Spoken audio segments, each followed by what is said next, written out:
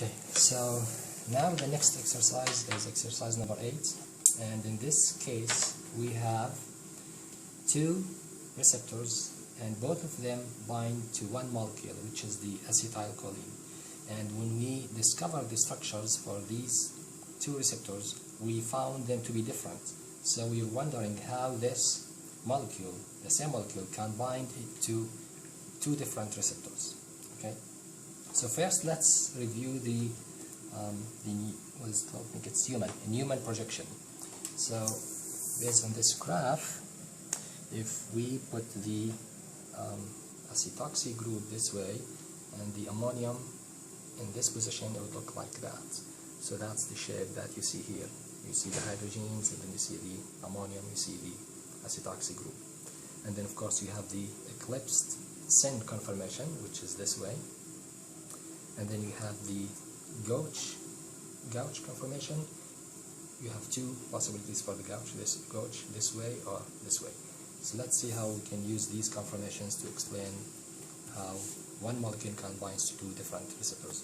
And I mark this single bond because it's the bond here where the rotation occurs and leads to producing all these different conformations. So with the muscarinic receptor, we have the anti-conformation, which would be this one here.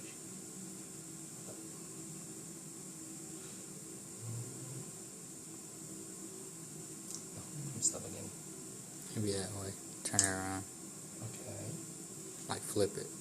Oh, this way? Mm-hmm. Okay, there you go. So this is the anti-conformation, where the oxygen would fit into this side and the other oxygen would fit here. The oxygen here would be hydrogen bond acceptor, and then you would have a hydrogen bond donor at the receptor, and here you would have a quaternary nitrogen positive charge making ionic interaction with this side. Now, in order for this molecule to fit this other receptor, it has to rotate around this single bond and form this gauche conformation, either this or that, and would form the same kind of interactions, but the molecule has a different conformation. Okay, and that explains the importance of having different conformation for one molecule, basically due to the rotation around the single